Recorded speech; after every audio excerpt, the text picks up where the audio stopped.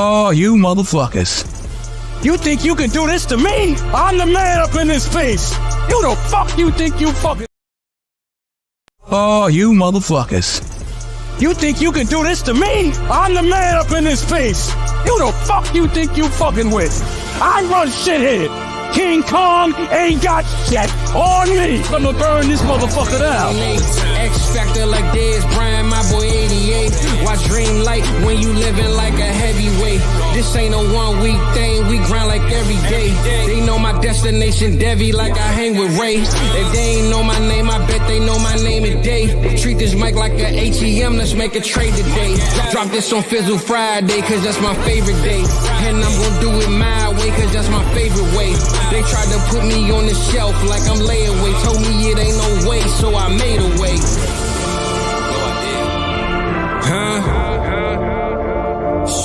Welcome to South Harmon. I'm glad you here today. Hey, I'm glad you here today. What up? How that good people feeling, man? How my brother right here feeling, man? Big dog Mike in the building. What's good with you, brother? I'm feeling good, man. It's Fizzle Friday. Yes, sir. Yes, sir. Look, I was gonna go ahead and just check on you, but before we do, man, my boy Joey sent a super chat, so we don't even matter right now. You know what I'm saying? So let's check in with with old Joey, man. Okay. What's up, Joey? Thank you, Joey. Thank you. We appreciate it. I like the mozzarella cheese sticks, bro. I don't know about no Joey cheese sticks, but the mozzarellas is the ones, brother. I'm gonna use this $10 to bet the lock of the century on Washington. You know, you just go with whatever. You go with whatever Joey's going against, man. He told us last week, you know, USC lock of the week, bet the mortgage, and then they shit the bed. Damn, Joe. All right, man. You leaving cheese crumbs everywhere, brother. You gotta get it together, man. Well, I bet the mortgage. So, like Joey, for me, man, you owe me another $1,495. Hey, man, you got to pay up, Joe. We appreciate you, though, man. We appreciate you, man. We need that mortgage back, bro. Okay. What's up, Trent? How you feeling, man? Shizzles, what up, bro? What's good with you? DB, man. I've been saying DB and them good old Fizzle Fridays, lady, man. I couldn't get you in the beginning, man, but I started seeing you now every week, brother. I appreciate you being here, man. You know, he's ride or die, man. DB's always down for the cause. Oh yeah. You know DB, man. I said maybe I don't talk enough numbers for D, so I'm gonna have to step my game up, man. Get my boy on my side a little bit, man. You throw a little analytics in, that'll draw. Yeah. I got to throw some analytics and some data in there, man. Keep my boy around, man. You know, I keep him on the Monday night streams. Me playing the Hawkeyes Dynasty, man. And then no analytics there. On that. It's just me throwing pick sixes. Nah, DB locked in on. I think he's trying to figure out the code, so when he play his match, he know what's up. I think that's what it is. Man. I got you, man. I'm gonna face off with DB probably here in a few weeks, and you know, he might have some for me. He's a very analytical dude. Loves scouting. Sure. He probably knows my tendencies. He's got like a spreadsheet where I'm like, Mike calls this play every time on first and 10 on the plus 40. Nah, for real. He's just gonna be sitting there. He's like, he only looks at Luke Lachey. I'm gonna jump the shit out this route. Yeah, nah. I see. What up, EA, man? You see, I know you was in the DR last week, bro. You might not have seen that intro, but yeah, that thing new was cracking, man. Dynasty Key, what's up, brother? You know, we had him on here last week, man. Shout out to my boy Dynasty Football Key, man. Yep. Hey, we made it happen. Last show we had him on Friday. Saturday night we sat down, recorded the Spotlight series. Yes, sir. Podcast on Monday. Threw in some Kendrick Lamar, Taylor Swift, which I didn't know they had a collab together, bro, man. I was learning shit as I go. It was so funny when I heard you say, I'm gonna find a way to put some Swifty in there, some Taylor Swift in there, and the one part is the Kendrick part. I was like, oh yeah, Mike knew the assignment, right? Like I'm gonna put her on here, but it's gonna be on the Kendrick part. So yeah, that was a fire job right there, man, with that one. Man, Kendrick was on some bangers that I didn't know about. You know what I mean? Yeah, bro. Like he's on. I mean, I've discovered Grammys, a lot. He got them Grammys for a reason, bro. He been putting in that work, man. Show he ain't just telling people they not like us, I guess. So he been doing his thing for a minute. It makes me think that Taylor Swift's gonna be at that halftime show. A little bad blood. Maybe. Little part. Hey, well, I say this: if Travis Kelce playing, she need to be. Why not? Right? Sorry, I gotta go on stage here for a minute, Trav.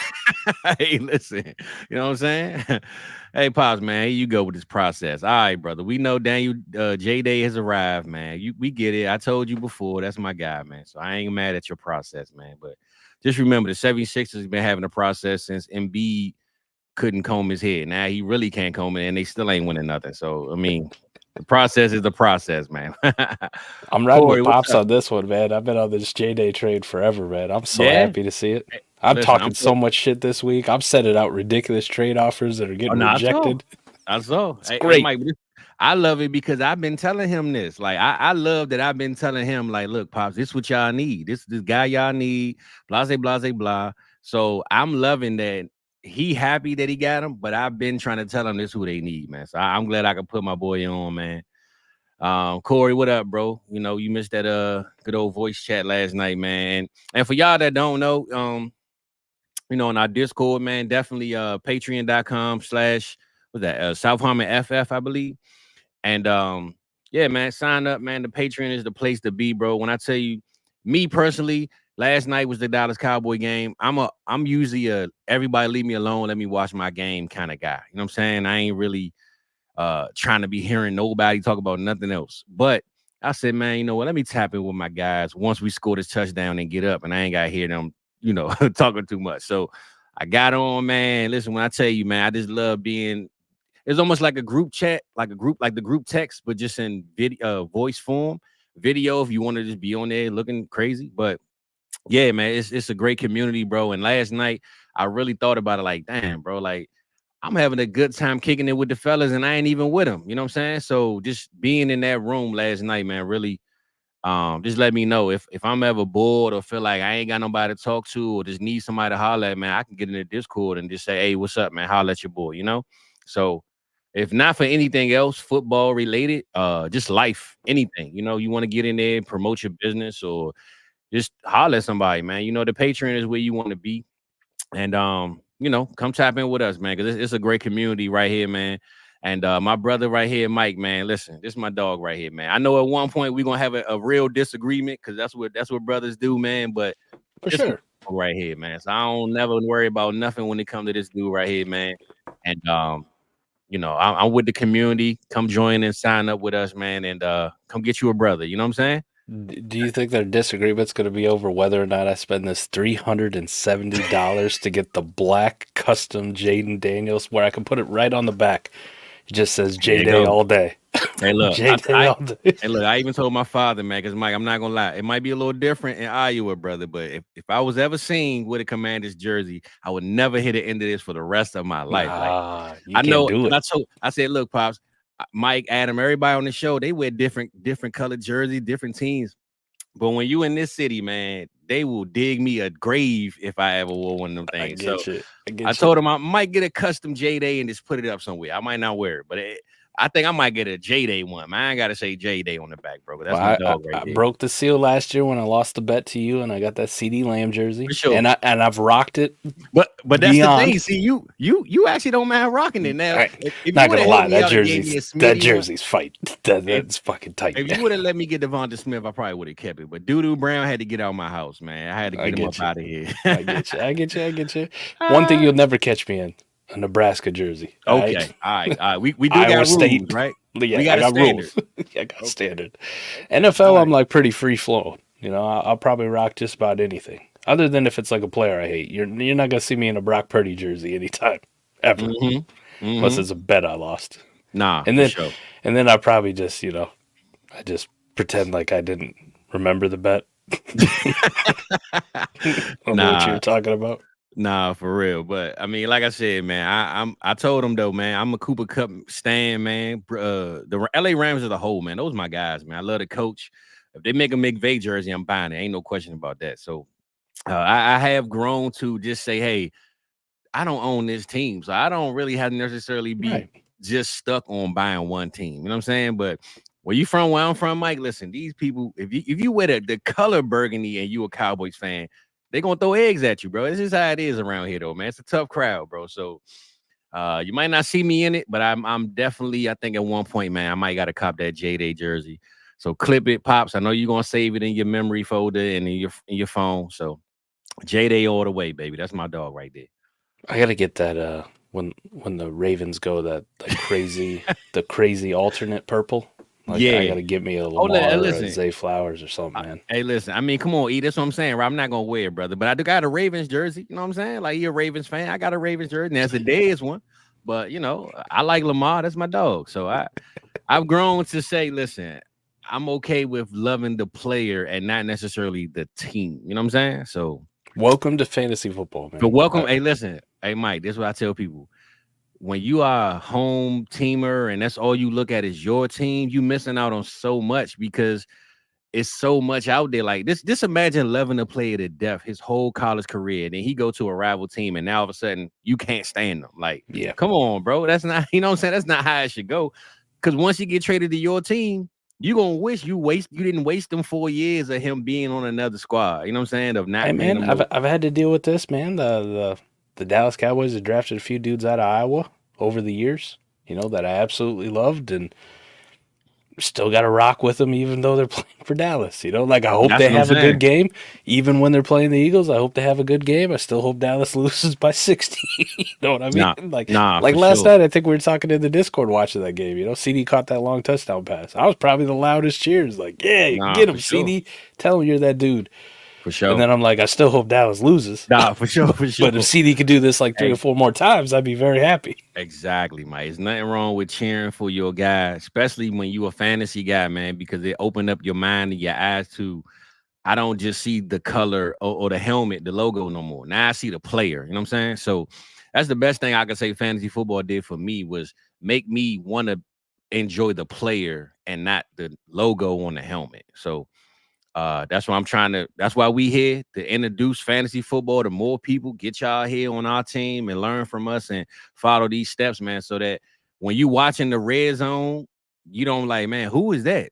Who is that, man? Who is that? Like if they don't have your helmet on, you should still know who it is playing the game that day. So I can't even tell you how many times I watch regular games, Mike. The red zone is just where you want to be most of the time, you know? Except for a few moments, like, you know, you play Madden, you're really into fantasy football, and we seem to know about everybody. I play in IDP leagues, C2C leagues. Feels like we know every player. Every now and then, though, and it's always on these Thursday nights when we're playing games, you'd be like, who the hell is that guy? Like, who's out there? You remember the Dolphins game we're watching? Grant DeBose? Like, who the fuck is Grant DeBose? Nah, sure. Why is he getting targets? And last night for me, it was like, man, who's this number 25 for Dallas? Booth. This dude's sorry as shit. Hey, Mike, when you got a bloody kneecap, let's let us know how your game was, bro. It wasn't from tackling. It was from falling on your knees. That man's was on his knees. You know, like, usually I got to pay for that kind of thing to see that much on your knees. Like, usually you got to pay for it. You know what I mean? Like, you can pay for it one way or the other. That dude was doing it for free. Like, check this out. I'll be on my knees so much they're gonna be bloody. Hey, look, what 3 stacks say been on my knee so much I need some knee pads. That's what that boy right there needed last night, man. There's a few dudes that work at my place of business that they need knee pads. You know what I'm saying? Like, they need a helmet too to protect them from the bottom of the desk. They need them knee pads. Nah, for real. And look, you right, bro. No diddy, man. No diddy. Right? No oil. No oil up in here, Playboy. All right. My skin naturally soft. I don't need it. Nah, for real, man. But what else going on with you though, Mike, man? We ain't even really get to check in on each other, man. We really just hollering at the people and talking about the game, man. But what you got cracking though, man? Everything good with you this week, or you know? Everything's good. I mean, it was a busy week at work. There was some bad shit that happened earlier in the week. We had a piece of machinery decided to explode. That's not a good thing, but it's good. We're back up. We're running. Finish the week off strong. Now enjoy a drink. And man, listen, fantasy football wise, I'm in heaven, man. I'm in absolute heaven with this Jaden Daniels thing. And you look up and he's QB2, and I'm like, we're talking about him and doing videos and hot takes and whatever. Now I'm just seeing how far I can push it because people go, Mike, you're crazy. We did the startup mock draft. I took him at the 102. Yep. They're like, you're an idiot. Right? So I'm like, well, let's find out if I'm an idiot. Right? I'm going to go to some random leagues. Any place I got Patrick Mahomes, I'm going to send him straight up for Jaden Daniels. You know what happened, Fizz? Reject. Hey, Mike, the hype is real, man. Like, hey, it's out there. All right, so last night, Malik Neighbors goes off. Again, best start to a rookie wide receiver we've ever seen, right? Hitting those thresholds, right? First, I think I saw it, first ever rookie with 25 catches and 3 touchdowns through 4 games or whatever it was. Yeah, like 300-something plus yards. Something crazy, right? Like Malik Neighbors, Dynasty wide receiver 1, hottest name in there, you know? I'm like, well, let me go see if I can get Jaden Daniels for all my Malik Neighbors shares. Reject. And think about Neighbors, though, bro. Week 1, he only got like 6 targets. Now he's getting the 13, the 14, the 15s. But that week 1, Daniel Jones couldn't even find them. So now, if he was getting that, he would have probably 500 yards receiving right now. So I'm with you though, bro. And I love pulling my receipts. One thing EV know about me, man, I tell him, bro. I said this 3 months ago. He said that's my favorite line. So I made sure I went and clipped this when I had the background with the black little thing, and I was saying this when they was talking that Drake made over Jaden Daniels mess coming to the Commanders.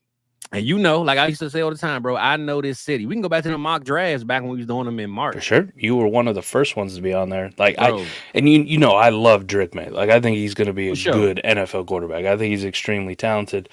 But you were one of the first ones that was like, Mike, listen, you gotta realize, man, they will eat Drake May up and spit him out if he is not dynamite from jump.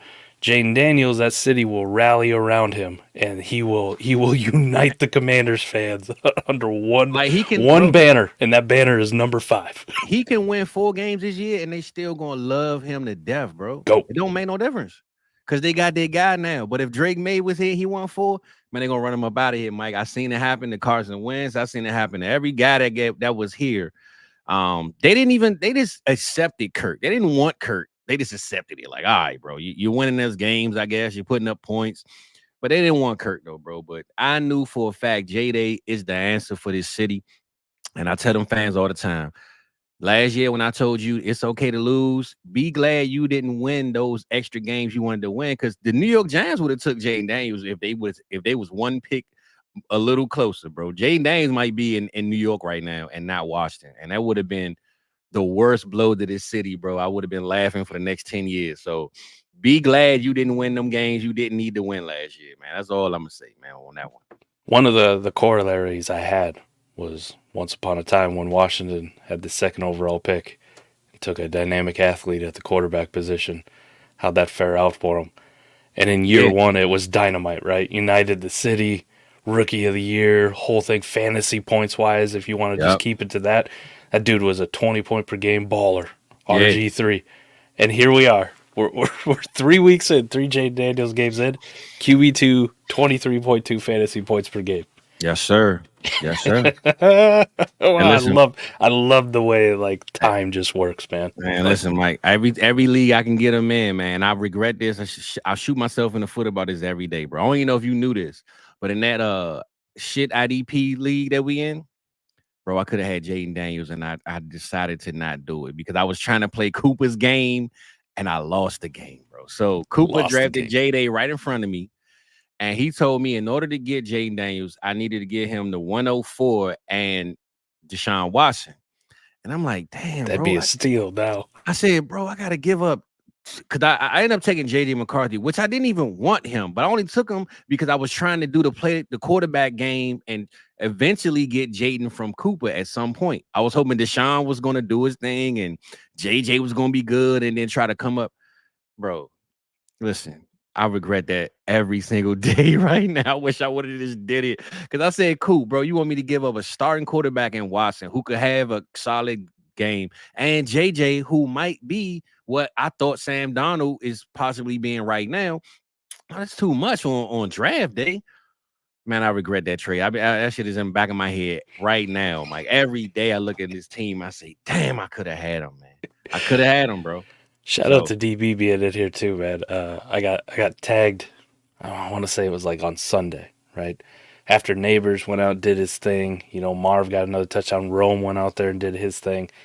You know, got tagged about how process. You know, my process is always take the quarterbacks in the rookie drafts. As cheap as you're ever gonna get them. I got tagged, and people in there talking about like wide receiver was always the right play. Wide receiver should have been the top. Yada yada yada. And then Monday night happens, so I get to talk my shit. Like, how about them wide receivers, huh, motherfuckers? Yeah. What? How about this dude named Jaden Daniels, huh? Hey, listen, Mike. Well, I will say this though: does this wide receiver class look pretty damn good though, bro? It is very good. Right? It is very good. This ain't the we thought Sky Moore was a first round pick, and I mean, Chris Olave, I guess was, but he wasn't. He got his ups and downs, but this class right here, bro, at receiver, especially, I mean, hey, Malik Neighbors, Rome, who's I guess listed as the number 2, but he's literally can be the number 1 tomorrow. And Marvin Harrison, man, those guys right there, generational. They definitely about to change the trajectory of fantasy for the receiver position. And all those old guys that were ranked higher, the Tyreek Hills, AJ not older, but AJ Brown is still a little older, and he probably got a little more competition with Devonta Smith. But all those guys that was in front of them, man, they definitely gonna take a seat back coming into 2025's startup drafts, bro. There's no way you won't see those 3 rookies in this class go before a lot of these receivers that we got going on 100%. Right now, bro. 100%. Right now. From the more like long-term strategy play talking about it, man. There's a difference between some fantasy analysts getting on here or on Twitter or X or wherever the fuck they're at and telling you, like, if I got to do a redo of the mock draft, Malik Neighbors is the number 1 pick in Superflex leagues. That's a fucking lie. It's a lie for a couple reasons, Fizz. Because one, it's not a real fucking league, so nobody gives a shit, right? Facts. And it's a league without context. There's no context behind it. There's no contenders. There's no pretenders. There's no people trying to build out their team. In real fucking leagues right now, if you were to go back through every single one of them and you were just to take all the rookie players and throw them back into a draft in a Superflex league, you know who goes number 1 probably 95% of the time?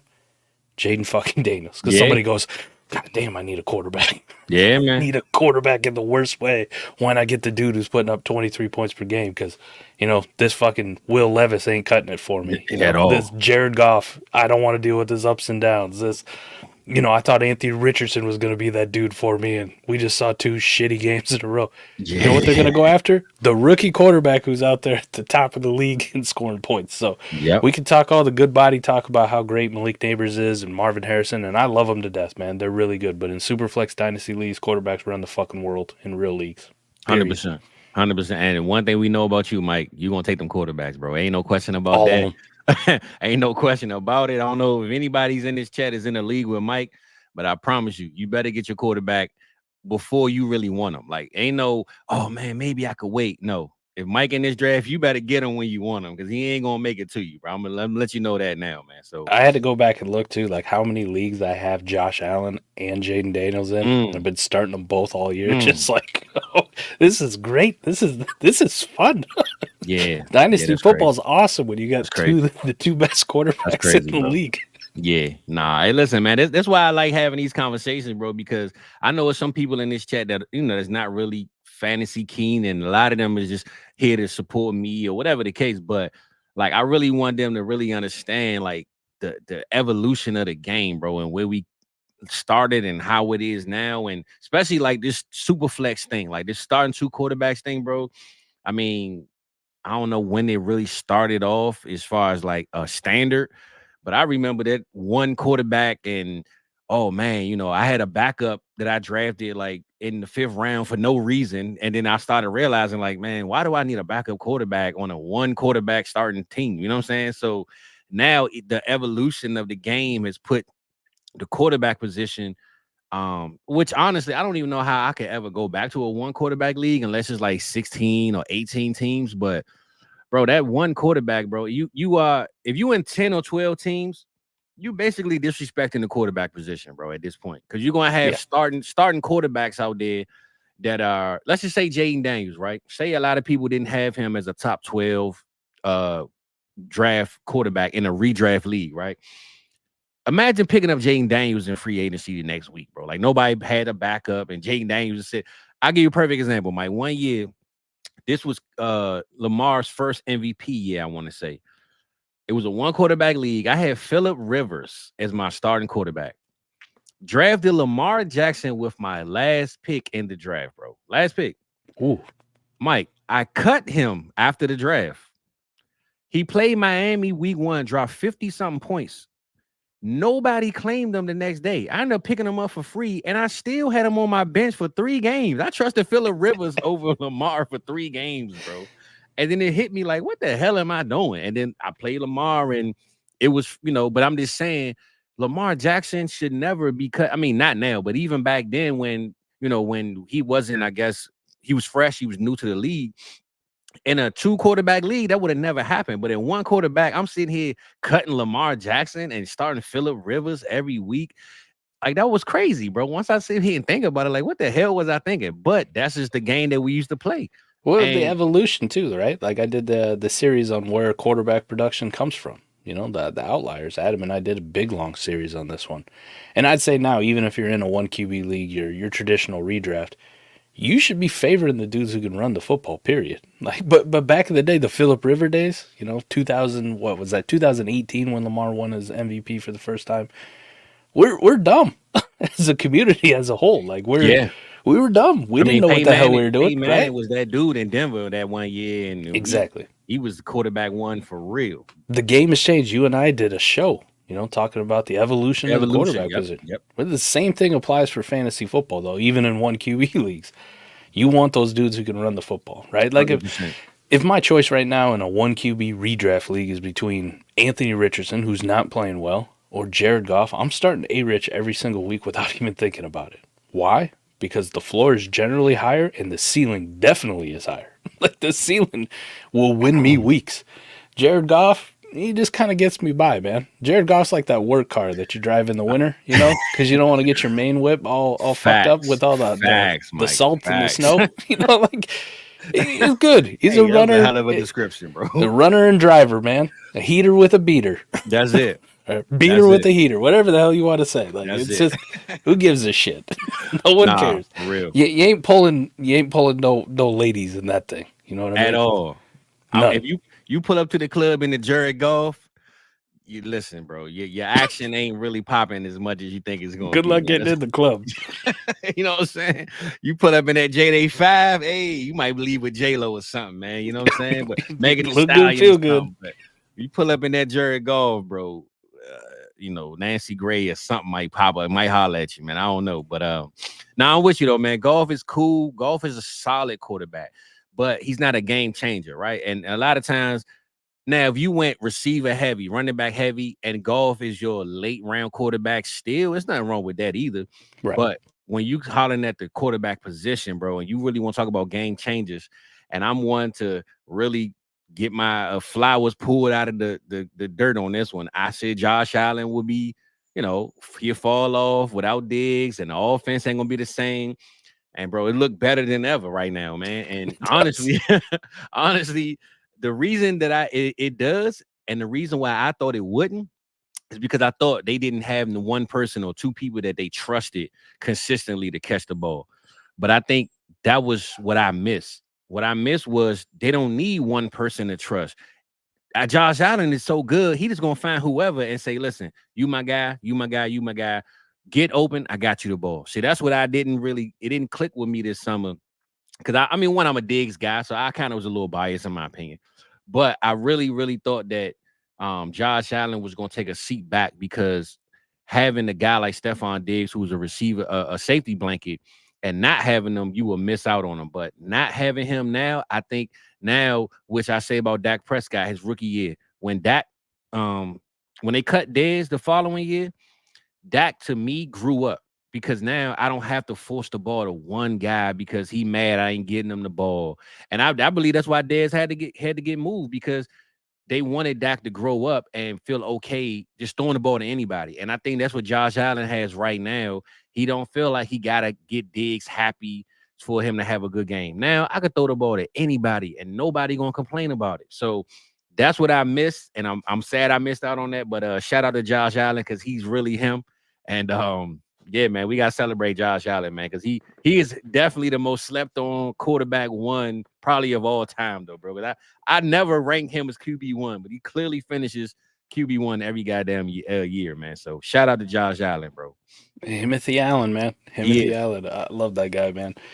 It's such a wild ride for him too, man. People don't realize in the fantasy football space, Dynasty especially, we're ready to write this dude off after his second year. You know what I mean? For so sure. This is just my cautionary tale to everybody who looks at, Justin Fields now we're seeing playing well. Bryce Young's going through this situation now. Like, before you go, you just write these dudes off when they're extremely young. Anthony Richardson may be this next case. Just understand, we play a game with grown real men that when they're in their early 20s, sometimes it takes a little bit for them to figure out how to play ball. And now you see it with Josh Allen. It's like, no, take away Diggs, still don't matter. I'm still that dude. I've grown up so much over the last couple of years now. This offense is mine. And big shout out to James Cook just for, too small, not fast enough, whatever the fuck it is. Can't carry the load. He's not going to get the goal line work. Josh Allen's there. He's not getting these rushing touchdowns. James Cook's like, I'm that dude too. All right? Just stay healthy, James. That's all I want from you, please. Because, Mike, I remember last year early, man, James Cook was somebody everybody said, man, he ain't, like you said, he ain't that big. He's small. He can't do much. I mean, man, listen, James Cook looked like his brother looked when he was coming out of college and winning Minnesota, man. Like, the Cook blood is it's flowing on that field right now. You remember that narrative too? Like, if his last name was James Davis instead of James Cook, would he have even been drafted? Would he got drafted, right? Yep. Good Lord. I think the definitive answer is yes. Yeah. The dude would have got drafted. And if you think about the Bills, bro, they didn't get better this offseason. They got worse. And Dalton Kincaid hasn't done fuck all year, man. He hasn't done anything, bro. I mean, he caught a tutty. Woo! He caught one touchdown on the year last game. They lost their entire defense. O-line in shambles. Their receiver core. They lost Gabe Davis. They lost Diggs. Nothing on their team got better, but they playing better than they ever played, bro. So I just let you know, man. You know what actually might be the thing? When they fired Ken Dorsey and they let Brady take over, that offense went on a run at the end of the year, and they were on the verge of missing the playoffs. Like, oh my God! Like they're not even gonna make the playoffs. Like they were so bad at the early part of last year, and then they went on this incredible run. Everything kind of righted the ship. Ken Dorsey goes to Cleveland, and now we're sitting here looking at Cleveland's offense. Now, granted, I keep making the excuse, and it's a big one. They don't have their tackles. They're going to be without their tackles again this week. It's probably going to look like dog shit again. Ford ain't doing nothing. Foreman ain't doing nothing. Deshaun Watson looks terrible. But who's the offense coordinator right now? Ken Dorsey.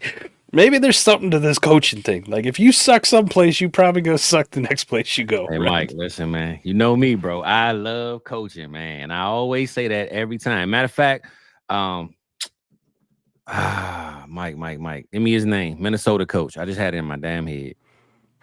Which one? Head coach.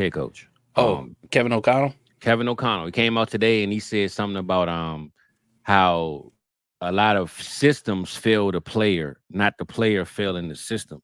And 100%. What he said was 100% true, bro. I say this all the time. When you got a Bryce Young, when you got a Justin Fields, when you got guys that, are already kind of in question on their ability, I guess, when they come into the league, even though Bryce went 101, he's short. The team wasn't good around him in Carolina coming in. But when you don't have a leader that can lead him, it's like he gets lost in the game and then he go in shambles, bro. I mean, I watched Bryce Young that week before he got benched. He was crying, bro, getting up. He didn't even want to be in the game no more. He just looked defeated, like a deflated balloon. You know what I'm saying? Like, you put him in another system. Look, we got Sam Darnold. We got Geno Smith. We got all these guys, bro, that have leaders that are showing them. I think I made a post earlier about the Dallas Cowboys. People talk about the Dallas Cowboys and Jerry Jones being a GM, but think about the leaders of this team. But we haven't had anybody that's as a coach over the last 15 years that I remember that I thought was a good leader. I mean, even when we got Bill Parcells, I think he was so done in the game. he helped Romo get where he wanted to be, but Bill realized early, like, man, T.O. over here, like this ain't for me. You know what I'm saying? I got to get up out of here. But if you don't have them coaches, man, like a Mike, it's the reason why Mike Tomlin, bro, finishes over 500 every year. Because when he go in that locker room, every one of them players, they can go to him and talk to him about anything. They look at him as pops or uncle or dad or whatever the case. Sean McVay, that's my guy right there. Even Cliff Kingsbury, man, he the coolest dude on the Washington sideline. He got his shades on. He look like you, Mike. This is skinny version, but he look like you. You know what I'm saying? He got his chain. He got his chains on. He got his yeah. He got it. You know what I'm saying? Like today's game, bro, is more about relatability than coaching. Because a lot of these young dudes, they so independent and they want to be superstars and be who they are.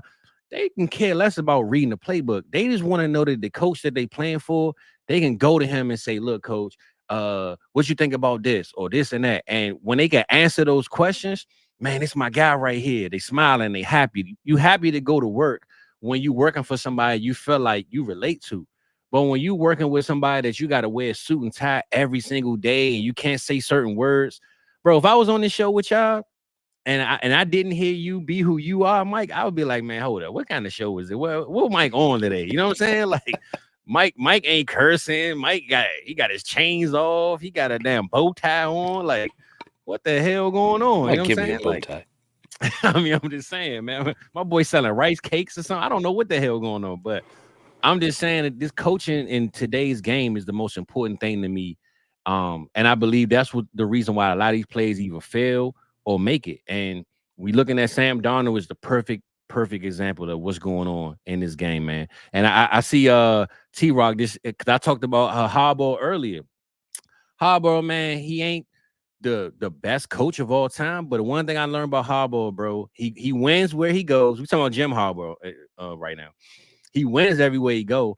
He always seemed to sour out with the people upstairs. It's like the owners and those are people that hate him the most. I don't know why, but the players everywhere he go, bro. He tried to get Kaepernick on his coaching staff. Like, you know what I'm saying? Like this dude love his players, man. If he drafted you, he rock with you and they love him.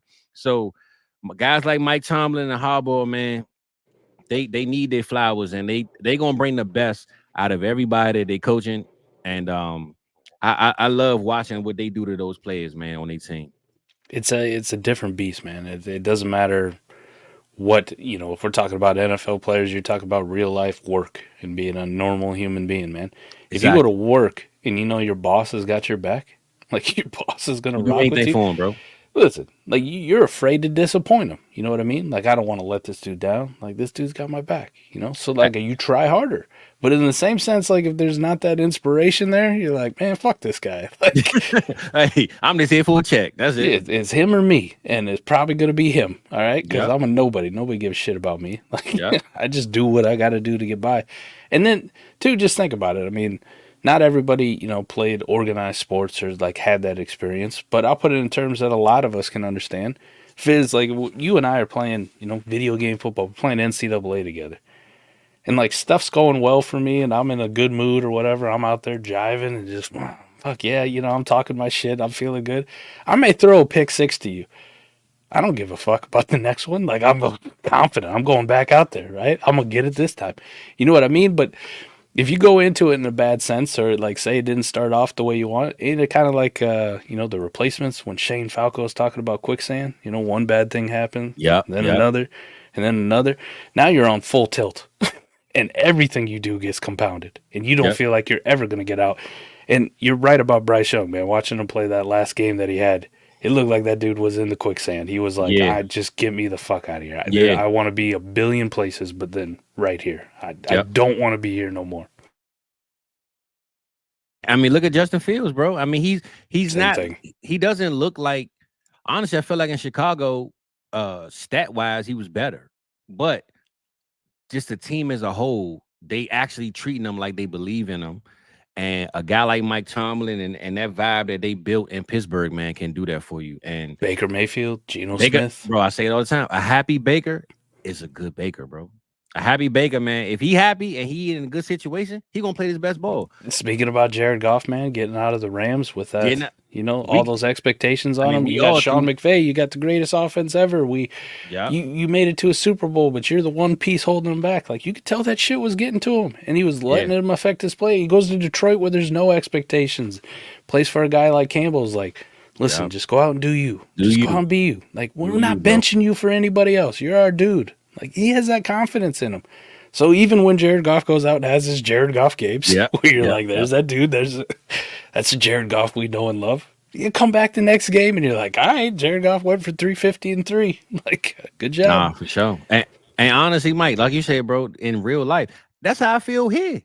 If I felt like if that felt like South Harmon, bro, was a business, like, I'm not saying it's not a business, it's definitely a business. But if I felt like every time I got on this clock at 8 p.m. on Friday and I had to hold up to a certain standard of this, you might not get the real me. You know what I'm saying? Now, you always gonna get the real me, but the reason why I'm here is because I feel like I can be who I am, and I don't have to uphold to some certain standard that is already written before I got here. You know what I'm saying? Like, y'all let me do what I do, and it inspired me to want to do more. I say this all the time to myself, like, bro, I gotta get on top of this and do this because, like, even now, I sent you the thumbnail yesterday. Like I said, man, last week I sent it a little late, so I'm gonna start.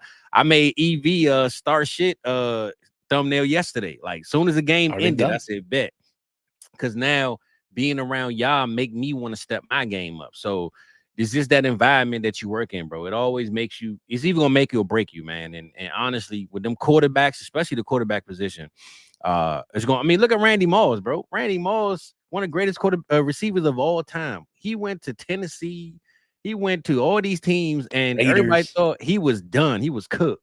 Then he go to Tom Brady and break every record there is to break, though, bro. So it's the environment, man. The environment is everything, man, when it comes to this league and in real life. And that quarterback position is definitely the one, man.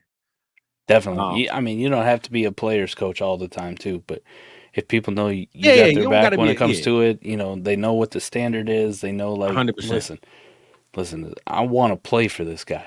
Like, I want to perform for this team. 100%. You can tell the teams and the players who are like, man, this dude's fucking getting fired next year. Fuck this guy. You know what I mean? Like, I don't give a shit what he's talking about in the locker room. Hey, Fuck Mike, you, perfect man. example is Chip Kelly, bro.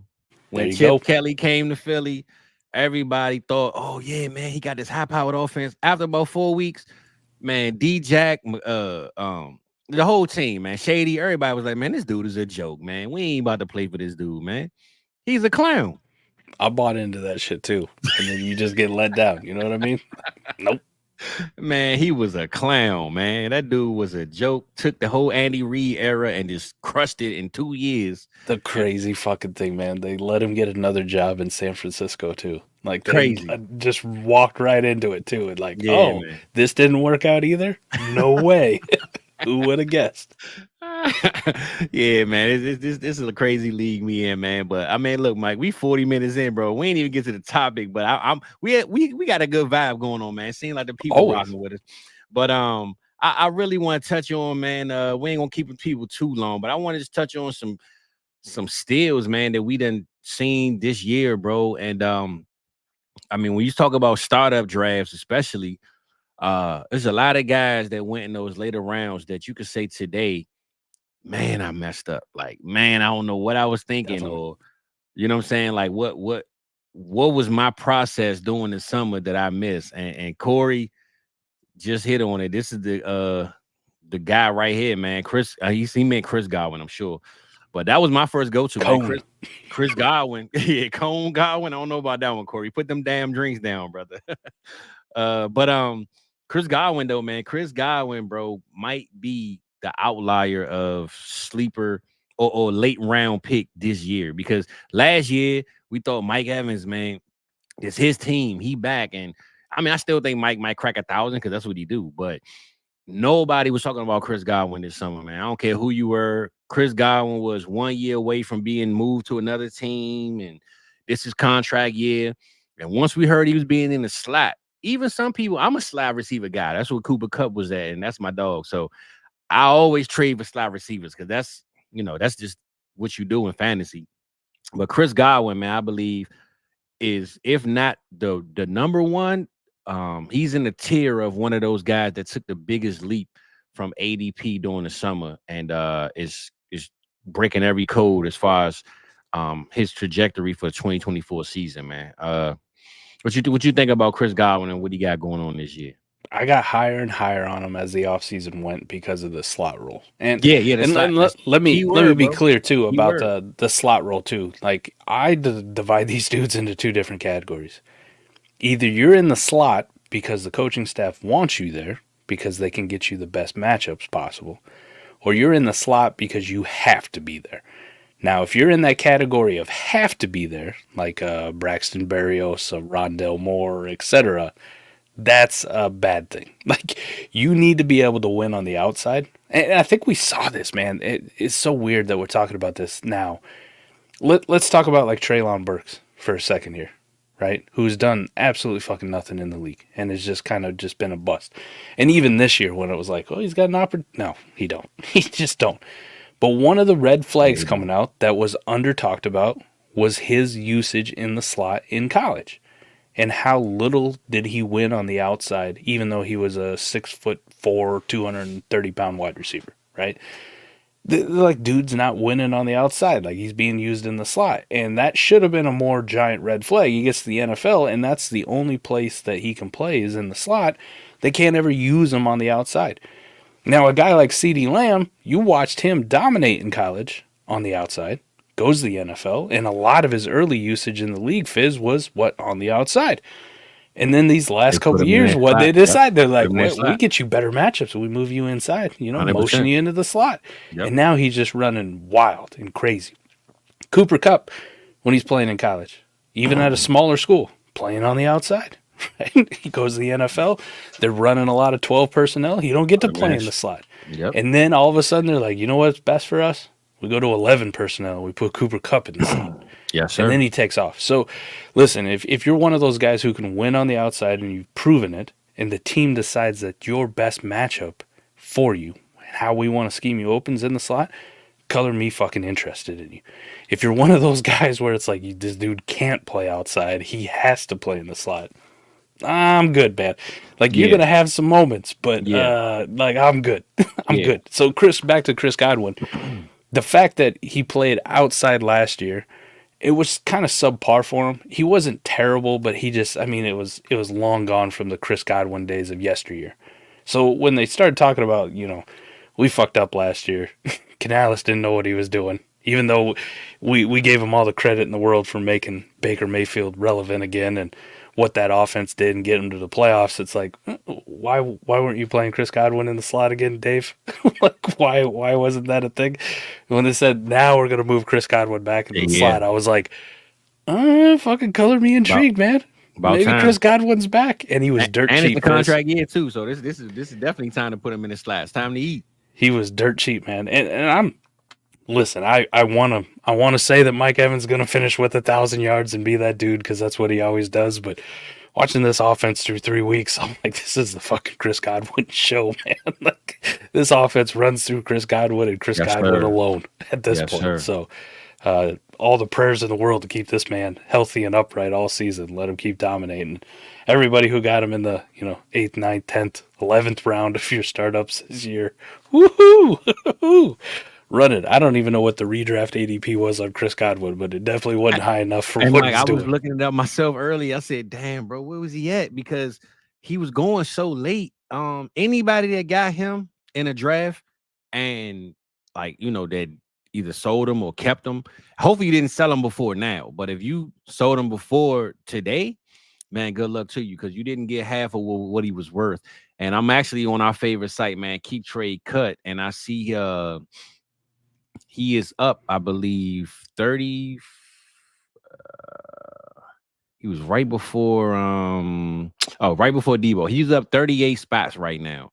So he's at receiver 64, and right around him is T. Higgins at 59, Jameson Williams, Tank Dell, Chris Godwin, Debo, Jordan Addison. So he's right behind Tank Dell and Jamo And honestly, bro, I think I'm taking him over J-Mo every day right now, bro. I mean, I know J-Mo was on the tear and he's doing this thing, but I think I got to take Chris Godwin over J-Mo right now, bro. Chris Godwin on a keep trade cut back in May was wide receiver 49. Bro, that's what I'm saying. Like 49. Like a second round pick for him was like, yeah, you might be paying too much. You got to steal, right? That's wild. Yeah, no, Chris Godwin, man, is definitely to me that dude. And I love me some Chris Godwin, man. I always rock with Chris Godwin anyway, but it seemed like they finally realized to get the best out of this guy and our offense, we need Chris Godwin, man, to be in the slot. And I'm glad they did it.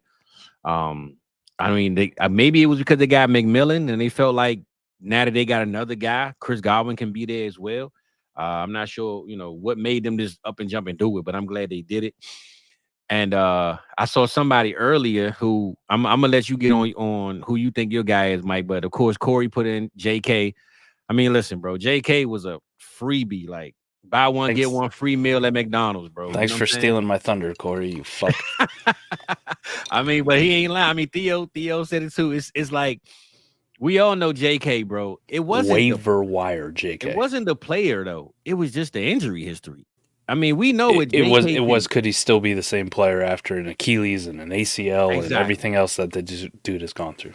Yeah, but it wasn't like, oh, this dude is trash and now he just came out of nowhere. Like, we know what he can do. What he's doing right now is what he was doing in Baltimore before he got injured for the third or fourth time. So I'm a JK stan. I mean, that's my dog, man. But that was your guy right there you was going to go with, JK? That was my guy, man. Like, okay. I couldn't think of anybody else other than...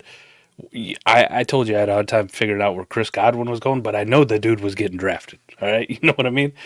J.K. Dobbins was not getting drafted in a lot of leagues. There was a few truthers out there, but you want to go back to May? We're talking about, oh, man, Kamani Vidal's going to lead this backfield, or they signed Gus Edwards. Gus Bus is going to take this, or, oh, man, watch Isaiah Spiller be a thing finally under a Jim Harbaugh offense. Whatever the fuck the situation was. Yep.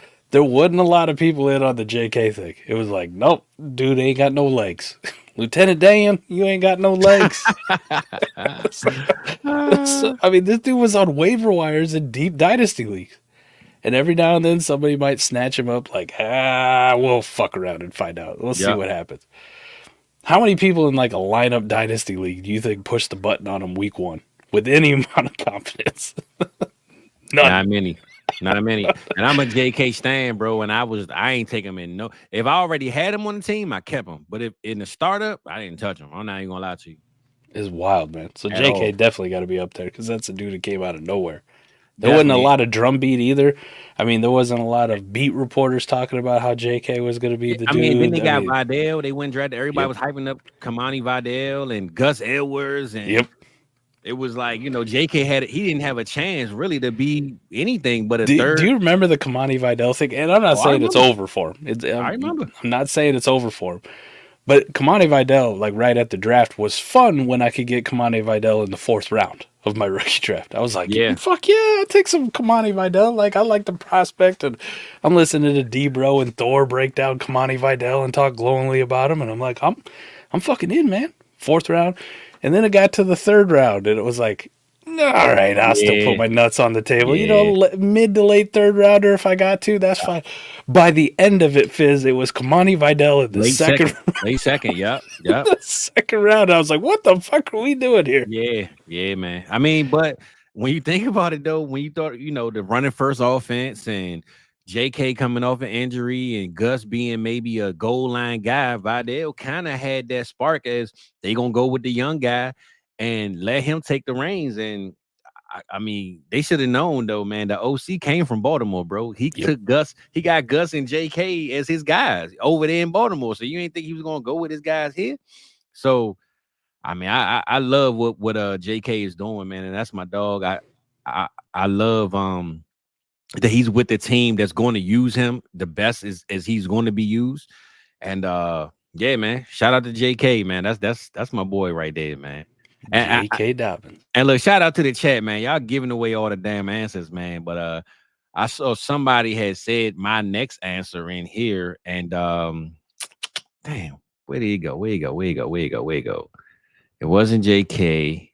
I like this. I like this Wandale one though, Corey, because if not for anything else, bro, the man had like 14 targets yesterday, and I'm looking at this game like he only dropped 3. I thought he dropped more the way he was dropping balls, but man, Wandale Robinson getting 13 targets, bro. Good God, man. I mean, Wandale is he. I mean, I think Neighbors might be leading now, but coming into yesterday's game, Wandale might have been leading their team in targets because I believe week 1 he had like 17 targets or something, man. So Wandale, man, is a sneaky play too. I'm not sure how good he's actually been with the targets, but he's definitely getting the targets, man. So yeah, Wandale is definitely one. But damn, did somebody delete it? I done forgot the damn play because you relying on the chat. Oh, yeah, I was relying on the chat because I saw it in the chat, bro. I love it.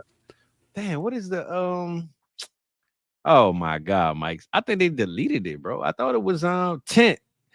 Tent has said, "Oh, Rice, Rashid Rice. There we go, baby. Rashid Rice. You back? There we go. There we go. Tent, man. Look, this the one. This is maybe I put him on the thumbnail. Rashid Rice, bro. To me, I know we said Chris Godwin, but I believe with the suspension looming and not knowing what his future's going to hold, and then they signed Marquise Brown and drafted Worthy. We thought, man, they might be putting Rice on the shelf because they just tired of his antics and his whole driving reckless thing. And bro, when I tell you this dude, it's just changed the game, man, in Kansas City. And honestly, I think he's the reason why we don't see those big plays happen no more, because he's catching the ball at a high rate, but it's short passes, over. He got it. He almost got the Travis Kelce role at receiver though. Like he just going across the middle with short routes. But man, he getting peppered in targets like almost like a Malik Neighbors in a sense, man, in his offense.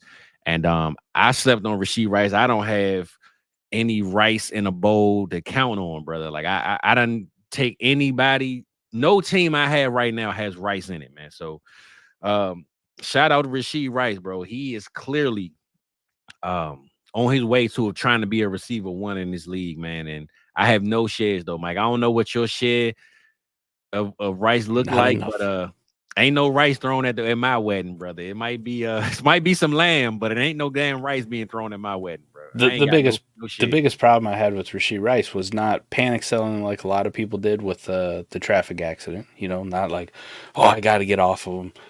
My biggest one was not capitalizing on the panic sells of other people. Facts. And I watched a lot of people in my leagues, trade dog shit, late seconds. I tried third round picks. I some seconds to some people and didn't get them, but I didn't I was like, all right, if you don't want a second, I'm good. But I wish I would have tried a little. Like harder. Fucking Roman Wilson in a third for Rashid Rice. Like that was deals that was getting done all over the place, and I was like, I'm good. You know what I mean? Like I've let the rookie hype take over here. I'm gonna, and there probably is a suspension at some point. I don't know what the hell's gonna happen. Like I'm just good. I'm just gonna hold on to the Rice I have and fuck the rest of it.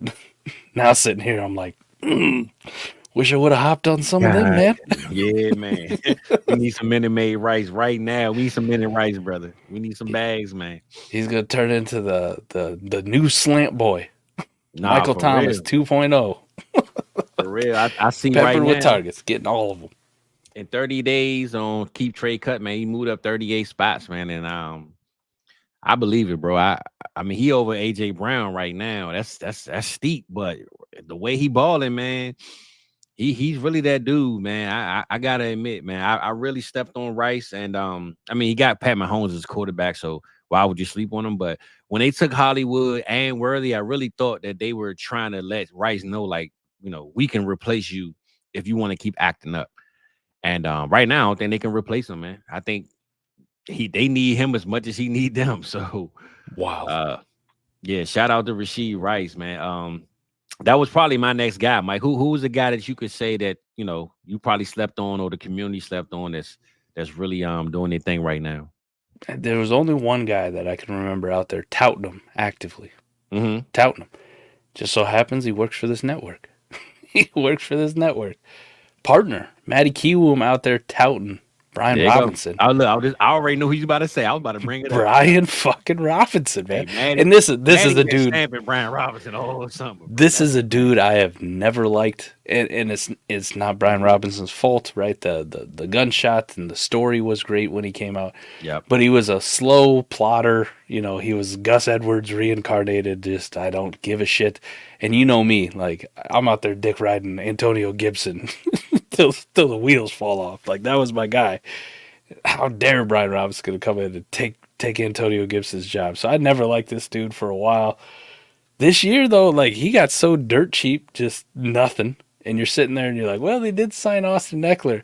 And Maddie's out here like, doesn't matter, man. Look at all these running backs with highly dynamic, athletic quarterbacks who don't really check the ball down to the Austin Eckler types. What happens to the plotters, the steady guys, the dudes that are getting all the carries? And it's usually a good thing, man. You think about the RG3 corollary, right? Alfred Morris was a stud when RG3 was playing. Yes, sir. And then he kind of faded into the abyss. I mean, even Dallas tried him out for a little bit. That didn't go so well. But that was because RG got hurt, though. RG was healthy, man. He would have been fine. Alfred Morris might have been really one of those guys for the next 5-6 years. On Keep Trade Cut, Brian Robinson was the 32nd ranked running back, meaning that out of all the running backs that were out there, they're like, this dude's the worst one starting in the league. Like, I can think of 31 running backs better than him. B-Rob was a steal, man. And he's out here just producing RB1 numbers for you. 100%. Just grinding out the yards, just doing his little plotter thing. Don't fucking matter. In this offense, man, B-Rob is going to be that dude, and you got him for, 12th, 13th round startup pick? Nah, for sure. Sign me up for that. For sure. And I'm going to give a kudos to somebody. I don't want to say that he was a steal because this is technically an injury guy, but I just want to do a runner-up type thing with Jordan Mason because, goddamn, Jordan Mason is killing, bro. Now, granted, I'm not going to knock nobody for passing on him because we didn't expect him to start anyway, especially behind Christian McCaffrey. But when you in the Kyle Shanahan offense and you play running back, he's going to make sure that you eat. And no matter who you are, what your name is, what you look like, what you can do, he going to put you on that field and you're going to eat every single time. So Jordan Mason, if you got him, enjoy it. Especially then he's talking about CMC going over to different countries and Germany and getting his Achilles looked at. Right. He might not play until playoff time, honestly, bro. In real life playoff time, like the way it's looking. And you know what's wild, man? The dynasty thing.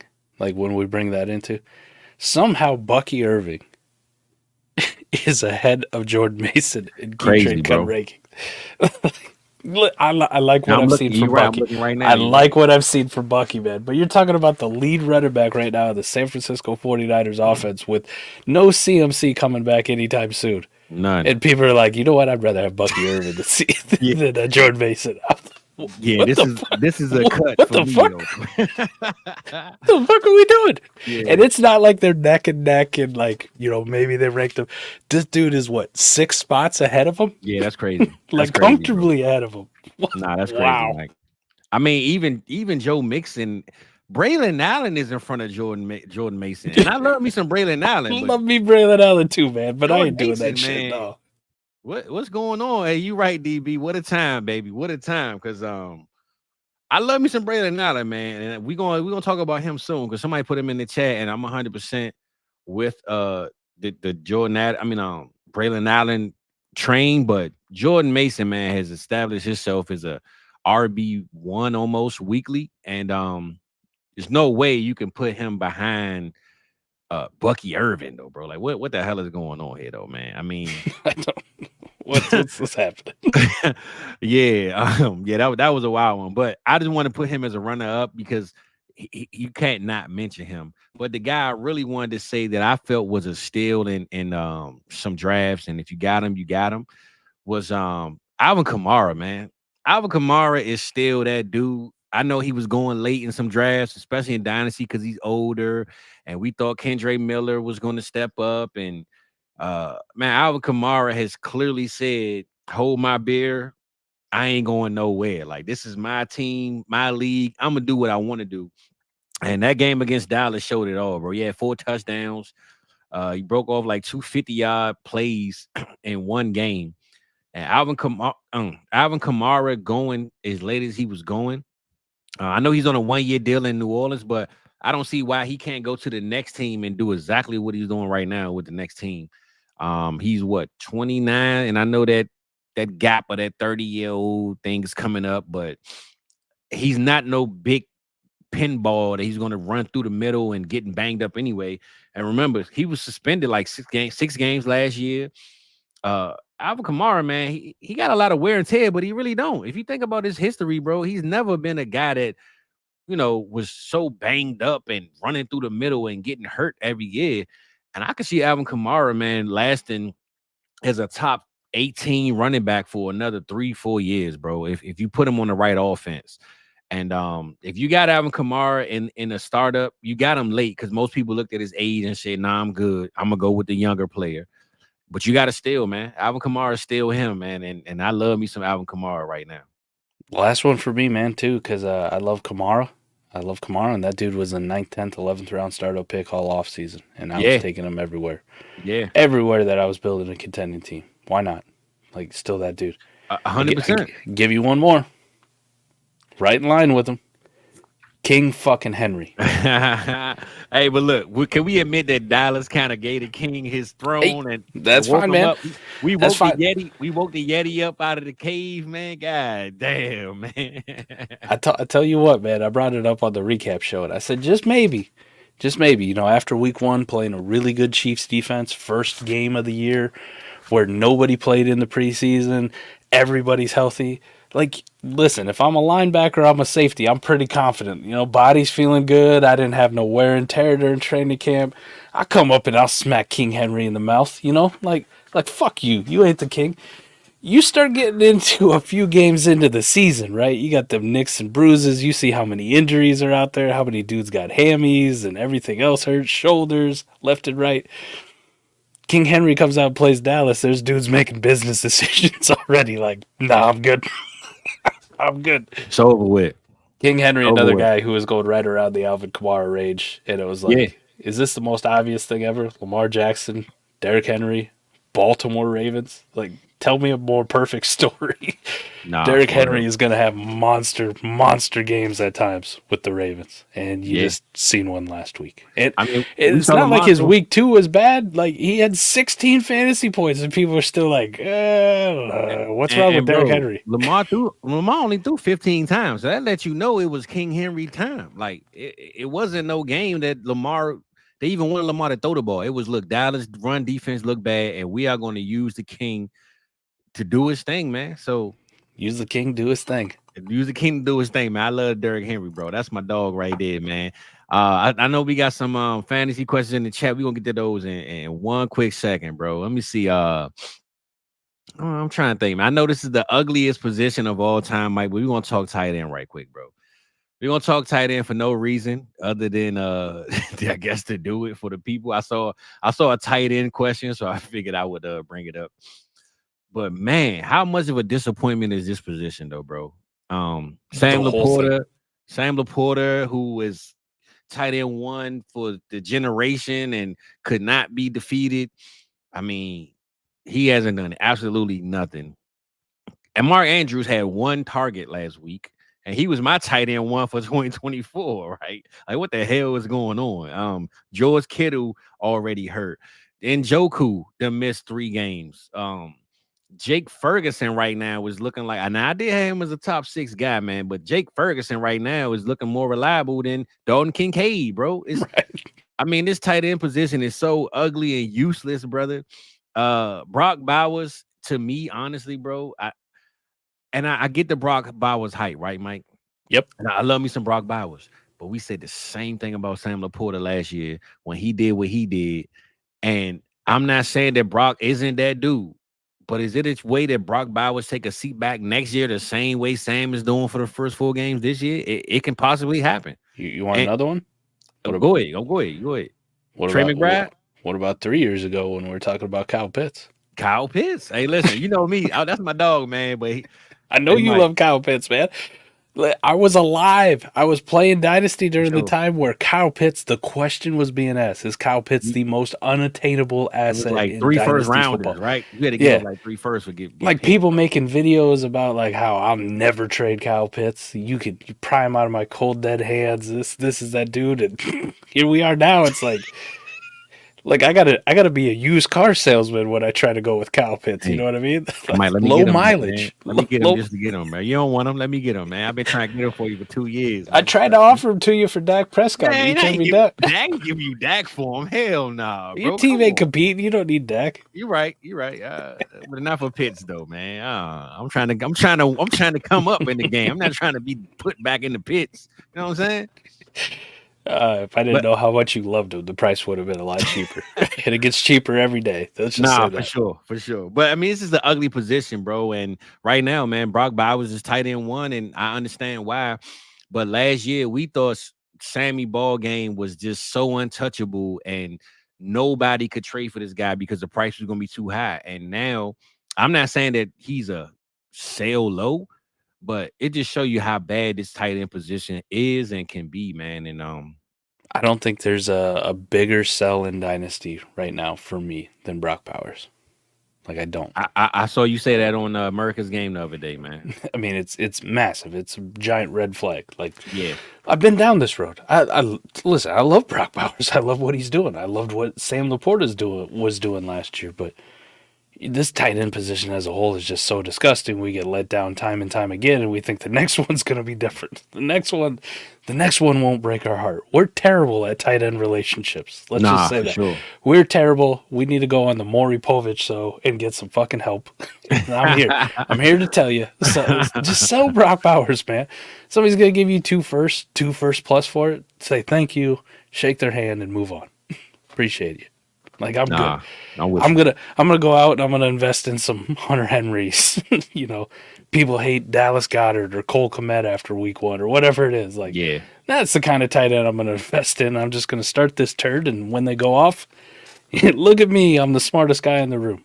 It's much better than looking like the dumbest guy in the room when you invest all these assets in tight ends and they just disappoint you time and time again. Dalton Kincaid, another one who just shit the bed. Hey, everybody said Diggs leaving. Kincaid is a receiver 1, and this. Mike, look how he finished last year. Like,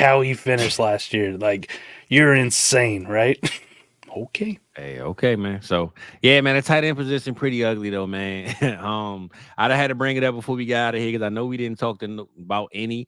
And I'm gonna go through quarterback, receiver, running back. Mike, give me your biggest buy low and your biggest sell high right now at each position. Let's go quarterback, and after that we're gonna get a couple of these questions and we're gonna get up out of here, man. So give me quarterback, your biggest buy low, or your biggest buy. I ain't gonna say buy low. Your biggest buy and your biggest sell. I'm a ride or die with A-Rich, man. And if people are gonna panic on him, I'm gonna buy. And I might be wrong. I don't get everything right. I miss quite a bit too. But I'm swinging for the fences on Anthony Richardson. If somebody really wants to panic that much, I'm buying all the A-Rich I can because I know what the ceiling is. The ceiling is Jalen Hurts, Josh Allen, Jaden Daniels. That's what it is. Lamar Jackson. That's the ceiling, right? The floor is fuck around and might be Justin Fields. But you're seeing Justin Fields on the way back up. You know? Yep. That's a floor I'm okay with. So biggest sell's kind of tough, man, because like I've been trying to sell this dude forever. I told people to sell him. I've never seen anything as bad as the situation's even worse than I could have imagined. I do hope it turns around, man, but Justin Herbert still, like, I know Trevor Lawrence is playing like shit, but good luck, that ship's already sailed. People still kind of believe in Justin Herbert, and I'm like, what's the difference between him and Baker Mayfield at this point? Well, you might rather have Baker Mayfield, but the name Justin Herbert's still gonna demand more. So, could you get Baker Mayfield in a first? Maybe something else. Like, I think you probably could. Could. In the right situation, you could. And listen. What we talk about with you, we brought up Jim Harbaugh's name earlier in the show, Fizz. I don't think this dude's going anywhere like relatively quickly. Like I don't think it's going to be like a 2-year. Oh yeah, get the hell out of town.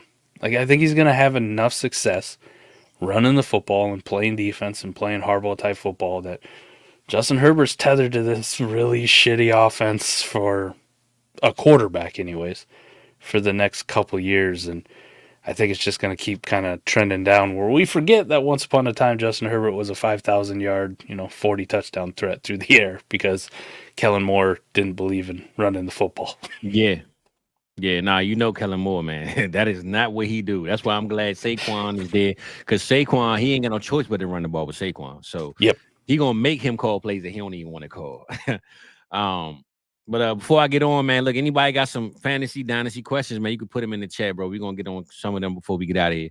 But my quarterback biggest buy right now is Caleb Williams, man. I feel like Caleb right now is dropping a little bit because of how the play is gone. The team isn't all together. And I believe it's just a coaching thing. I don't think it's nothing with him. I don't think it's nothing with the team. I just think the coaching, man, they just need when you don't have an OC as a head coach, a lot of times, bro, it's hard for these young guys to relate to the defensive coordinators or the defensive guys that are coaching them at the top. And I know last week me and Cody had talked about this on the cook up, and pretty much how we talked about like Geno Smith. Geno Smith has a DC as a head coach, but the OC, man, is literally an offensive guy. Like, he's going to air that ball out. You know what I'm saying? And I feel like the relationship between a quarterback, it needs to be with a head coach that knows offense, to me, a lot of times, for it to really kick off, especially when you're young. And Caleb, to me, is just missing a OC or a play caller that can put him in the perfect position to be what he can be. So before he get that coach, at some point, I believe it's coming, because if they don't win no playoff games or make the playoffs, they're going to figure it out. So Caleb, to me, is my biggest buy. And this might sound crazy, Mike. I don't know, man, but I think Pat Mahomes is my biggest sell, bro. And I think the reason why is because Pat can right now wake up and throw for 4,000 yards. We all know that. But every week, I feel like the defense has gotten better, and every game, they rely so much on this defense that I don't think those days of Pat Mahomes throwing for 4 touchdowns and 500 yards, bro, unless we in the playoffs or a game that is back and forth, like they might play Buffalo or something like that, a week-to-week basis, though, I don't see Pat Mahomes cracking over 20-plus points on a week-to-week basis, because I don't think he have to. It ain't that he's not good, because he's clearly that dude. I just don't think he has to, because this defense is so good, man, that Pacheco being hurt might help Pat step his game up a little more. But you think about Pacheco being their number 1 running back and running that ball, man. They was using him like a workhorse before he got hurt, and I think they're going to continue doing it. So my biggest sell is Pat, because I feel like you can get more out of him than a lot of these other guys. Just not Jaden Daniels, apparently. Nah, not Jaden Daniels, bro. I don't think you can do that. But which is crazy. I'm looking at Keep Trade Cutter. He's still behind Pat, but I think that's going to change soon, bro. Yeah. But I love me some Pat. No disrespect to Pat, man. He's still that dude.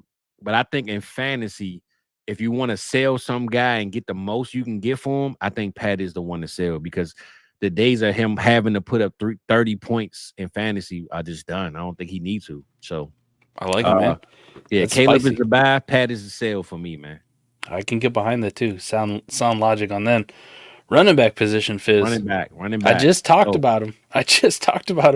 Still getting disrespected as a contender, man. If I'm buying running backs, it's because I'm a contending team. Don't go buy running backs on your rebuilds. All right? Just fucking stop. I put out a video about it. You don't want this fucking position. Just move on. All right? You're fine. Sell them all on a rebuild. But on a contended team, Derrick Henry's still like RB19. Like, he's still like second round, maybe. I got to pay. Maybe second round in a juice piece if I'm lucky. Like, Jesus. What do you want? I mean, we're early in the season, Fizz. There's going to be a lot more business decisions as this Baltimore offense gets a little bit more acclimated. That offensive line, which was a question mark definitely early in the season, starts to gel a little bit more. And there's going to be dudes just like running out of bounds rather than trying to tackle Derrick Henry. 100%, especially when that weather get cold. In the AFC North, man, all too, which ground, is, bro. Yeah, like they're going to be in tight games where they're going to be running the football. Yeah. Insulting games away, insulting opponents away, and it's going to be the Derrick Henry show. Like 100%. People just seen that game one that's going to stick in everybody's mind, and Baltimore's down to Kansas City, and Justice Hill's in getting all this work, and they're like, see, he's game script dependent. They're not playing fuck Kansas City every single week, right? They're going to play some scrubs. They're going to play some Dallas teams every now and then, you know what I mean? Definitely. Like, they're going to be up 28-6 at times, and Derrick Henry's going to be a manimal. So yeah, jeez, I can't believe he's this low. Like, I'm looking at the dudes who are over him. I'm going, why Braylon Allen? Why? I like Brian Robinson, but what the Josh Jacobs? What the fuck are we doing here? Pacheco's got a broken leg. Probably ain't even played the rest of the year. Like, well, I'd still rather have Isaiah Pacheco. What the fuck for? Nah, it's crazy on these streets, Mike. Derrick Henry, man, and biggest sell.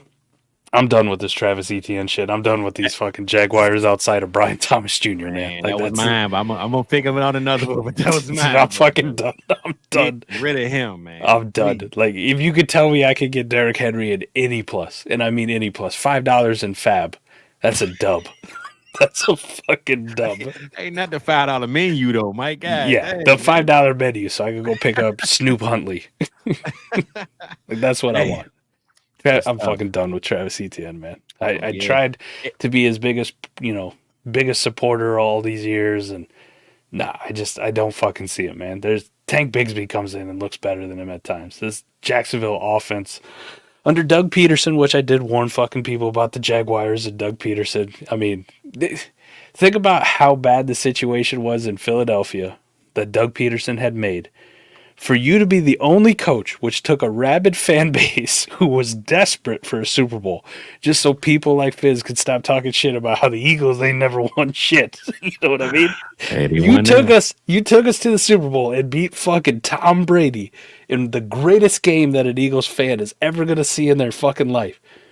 And within a couple years, they ran your ass out of town. Like, get the fuck out. Tough crowd, man. Tough crowd. Get the fuck out. You didn't think that same shit was going to happen in Duval?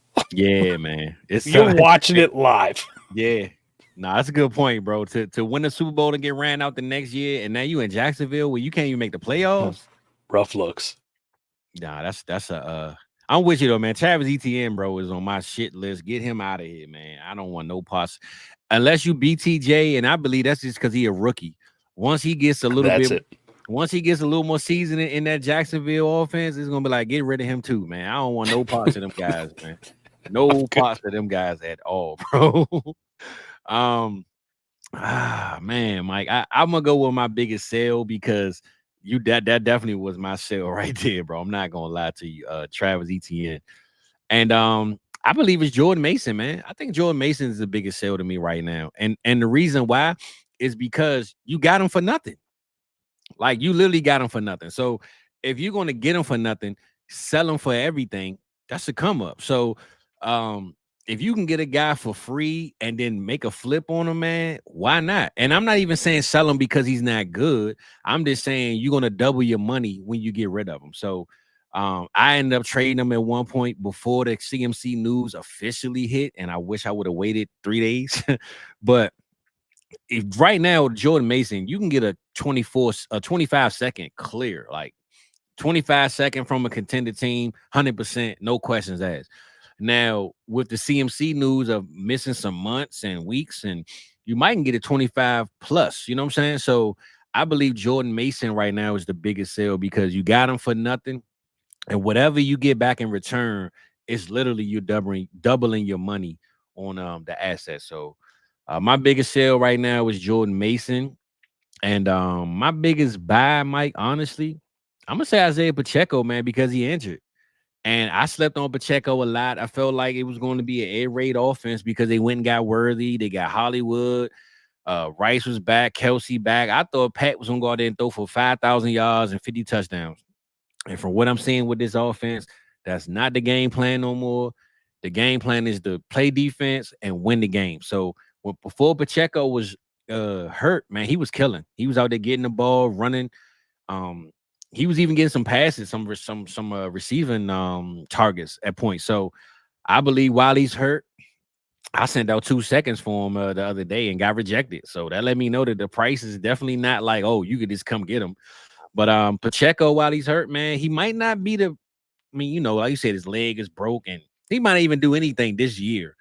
But I believe in the Chiefs offense and being a 7th round pick, and he's hungry. You can see how he run, bro. I would, like you said, I took this line from you, Mike. I would hate to live underneath Pacheco, bro, in an apartment, bro, because I know he's stomping this going to the refrigerator, bro. Like he getting milk at midnight, and you like, God damn, bro, chill out. You know what I'm saying? So what's going on? Yeah, for sure. So I think you get the broom out. Hey. Nah, for real. I think because there's a lot of guys in front of him that I kind of wanted to say, but their value is just shooting up the roof. Saquon Barkley, James Cook, can't buy those guys right now, man. You're gonna literally pay the highest price for those guys. So they are no longer buys at this point. But Pacheco to me is an easy buy because he's not playing, and maybe somebody that got a team that's 1-3 or 0-3 and on the way of, you know, like, man, I need a filler, I need to win. You can crack the code on one of them guys. So I'm gonna go with Jordan Mason is my sell, and Pacheco is my battle, bro. Before we move on to receiver, love it. Wide receiver buys. Yes, sir. What we got? DK Metcalf, biggest one for me. Do we forget there's a dude 6'3", 230, runs a 4.3, freak of the combine, right? Low end wide receiver 2. That's where we're gonna value. Why? Ryan Grubb, up tempo, passing offense. Like Geno's competent enough. Even if Geno goes down, man, Sam Howell's competent enough to throw the ball. Yeah, yes, and this is an alpha.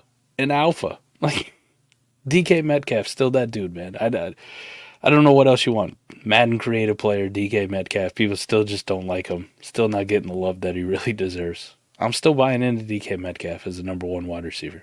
And I think he might finish as an actual number 1 wide receiver this year. Like he's got that ability in him for sure. Biggest sell. People are gonna hate this one. I'm taking any opportunity I have, right? The first couple weeks were great. Last week wasn't the greatest. Now they get Dallas the next game. I'm selling Jameson Williams. Thank you for doing me the favor of bringing everybody back in. Where like, oh, J-Mo might be that dude. I'm going to make Mike eat shit. Yep. This dude last game got 3 fucking targets, man. Like 3 targets. 3 targets. That's why when I looked at his what's his name, that's 3 more targets than I got, and I don't play. Chris Godwin is crazy to me, bro. I'm waiting for Jameson Williams just to do something again so I can sell his ass. Like, please. Yeah, 100%. Like, but you've already got to that point if you wanted to cash out right now. Like, take your first, move on with your life. Thank you. Reroll this shit into something else. Like, I'm good. For sure. I'm good. There's a reason, like, dudes like this are bad bets, right? And rarely ever hit. Kind of like this. Felt good after the first couple weeks. Had me questioning myself. This past week, I was like, maybe I was right all along. I was right all along. Yeah. I'm selling the shit out of J-Mo. Thank you for the opportunity. Bye. 100%. Nah, I'm with you, Mike, on that one, bro. I mean, we love J-Mo coming out, but at this point, it's like whatever his biggest game is, that's the week. You just start sending offers. Especially the Jared Goff. You got Jared Goff? Hey, what's up, man? You got Goff. I think in 2 weeks when he travels to Jerry World and plays the Cowboys, might be a little bit more up-tempo shootout game. Yep. That's the week. Have to when they got to score and they're going to throw more passes. But in general, this Lions offense is going to run through Jahmyr Gibbs, David Montgomery, and Amon-Ra St. Brown's going to be the dude in the passing game. Whenever Sam Laporta gets healthy, that'll be that guy. I'm good, man. As soon as I get that Cowboys game where maybe he goes like 5 for 110 and a tutty, bye. Nah, I'm with you, man. I like that call. And my biggest buy right now, I had a couple, but I'm just lower it down to 1. Tyreek Hill, man. Tyreek Hill. A lot of people questioning Tua's health and when he gonna come back, and whatever the case may be. But don't forget, man, Tyreek Hill is still Tyreek Hill. And he had he didn't have a quarterback this last week, and this week he might have Snoop Connor, who comes in and look like Snoop Dogg. We don't even know, but I know for sure Tyreek Hill ain't never going to not be who he is. And once Tua gets back in the game, or whether whatever the case may be with the future of the Miami Dolphins at the quarterback position, Tyreek Hill is still an athlete that nobody can match on the defensive end one-on-one. So The price is, I believe, the lowest is going to be right now, especially with him approaching 30 and not having a consistent quarterback situation right now. And you might catch a guy that's, again, 0-3 or looking for a win, and Tyreek Hill is on his team and he's just trying to get rid of him. I believe right now I'll be buying Tyreek Hill. If I'm a team that's in the cut in middle and need one more year to get my stuff together, man, I believe Tyreek Hill is a buy. He dropped, but he was definitely a top at least 10 or 11 guy before the season started, and I think right now he's behind what Drake London, Devonta Smith, DK, Rome, Chris Olave. So you can get Tyreek Hill behind Chris Olave, bro. I'm definitely putting my chips up and betting on that one. So yeah, Tyreek Hill is a buy for me. And I would say my sell, and this might be surprising, bro, but I mean, not for me, because people know that I don't really rock with this dude much anyway, but Jamar Chase, man. Jamar Chase is a sell for me, bro. Jamar Chase is a sell for me because I feel like you look at this team, they 0-3, right? Now, the name alone is going to get you 2 first minimum. You know what I'm saying? But Jamar Chase being in this offense, he don't seem like he connecting with Joe Burrow. He need a contract. He mad every single week. He want 1 penny more than Justin Jefferson. It's so much going on with this dude and his name that where he's ranked at, you can get the highest you can get for Jamar Chase before maybe a sit out. Maybe next year he sit out for half the season. Maybe he wants to trade. Like he right now is so skittish, bro. I don't know what he's gonna do coming up, man. It might be a situation where they pay T. Higgins and say, "Look, Chase, man, we done with this carnival, this circus that you bring in. We're gonna trade you." Now I don't think it's gonna happen, but I'm just saying Jamar Chase right now is such a big distraction, and if they go out there this week and go 0-4, bro, it's gonna be trouble in Cincinnati. And I don't see a guy like Jamar Chase giving you consistent numbers on a weekly basis where you feel like, man, I mean, you're gonna start him because he's Jamar Chase. But I feel like his attitude right now isn't on football. It's a whole lot of other stuff he got going on. So I'm not saying he's not going to be a top 6 receiver in this game. I'm not saying that at all. But I feel like I would rather have a guy I can trust, like a Marvin Harrison, Malik Neighbors. If you can get a Malik Neighbors or Marvin Harrison or Rashid Rice and a plus for Jamar, I'm all right with that, man. I mean, Joe Burrow is proven to be injured every single year. It's not like he's a consistent guy on the field anyway. So if I can cash my chips in, man, with Jamar Chase and go out there and get me a Rashid Rice plus Marvin Harrison, Malik Neighbors, I'm doing it, man. Especially a lot of people had Jamar Chase's receiver 1, receiver 2, receiver 3. So if I could tear down 2 spots and get a plus, I'm with it, man. I'm with it. What about Amon-Ra straight up? Amon-Ra. I mean, if you get that done. No, I'm gonna be honest, Mike. I'm gonna be greedy. I'm gonna try to see if I can get a little bit more out of the deal. $5 in fab. That's it. A little bit more. Give me a little bit of icing on top of the cake, baby. But outside of that, though, bro, I just feel like this Jamar Chase thing, man, is becoming a problem, man. Them not winning isn't gonna help it. And T. Higgins still want a contract. They hyping up Yoshi Vaz right now, and you know they got a lot of other players that they can say, look, Jamar, this is what we got. What do you want to do? You know what I'm saying? This contract thing can be drawn on all summer, man, next year. So whatever I can get for them, I'm not saying whatever, but the top tier price for Jamar Chase, I'm cool. We're moving on with, man. So at least explore it. Yeah, exactly. At least explore it, though, man. That's my biggest thing. And let's see. We got a couple of fantasy dynasty questions, man. Mike, let's help the people. I like how you didn't make me give you a tight end buy. No, I skipped over that, bro. Hey, Mike, I'm not gonna lie. I had it in my head when I started this conversation that we are not going to touch on the tight end. The dude off of waivers whatsoever, bro. Don't fucking look. Hunter Henry, just start him, right? Sell any of them. Facts. Let me see. Isaiah C say, I just got an offer for Brandon Ayuk for Tyreek Hill. Should I take it? What's your take, Mike? No, I'm taking it. I like Ayuk, and this Tyreek situation's got me worried a little bit, but I'm with you, man. Upside play is going to be in Tyreek all day. Yeah. All day. Yeah. All day. Yeah, I'm taking this one. Thank you. Well, no, he said he getting Ayuk for Tyreek, though. His Brandon Ayuk for his Tyreek. Yeah. Yeah. Yeah. His Brandon Ayuk for Tyreek. Yes, I want fucking Tyreek in this situation. Okay, yeah. No, I'm with you. 100 times out of 100. I'm with you, bro. I know Ayuk was ranked a little high coming into the year, but I mean, the man been dropping passes since he signed that contract. He can't catch a damn pass. I like him, but his upside is nowhere near what Tyreek could get. Nowhere, bro. Nowhere. I guess the only situation I wouldn't want is if I'm like rebuilding. I'm probably not winning this year. Yeah. I'm with you. I don't want to take on the older wide receiver in reality. Now, I will say this. If you did do this, though, if I'm a rebuilding team, I would do this maybe. And then once the Tyreek had that big game, sell him for more. Sell him off. Yeah. You know what I'm saying? Try to get a little bit more bang for your buck. So that's not terrible either. Yeah. I like this one, Isaiah, if you can make it happen, bro. Let me see. Johnny Mittens, man. We got Mahomes, Kyler, J-Day were my first three. If I could pull it off and start up this year, whoopsie on Mahomes, I guess. See, this is the crazy thing to me, man. I didn't realize it in a lot of them because I didn't have many, but in non-South Harmon leagues, man, Jaden Daniels was like a third round startup pick everywhere. Crazy, bro.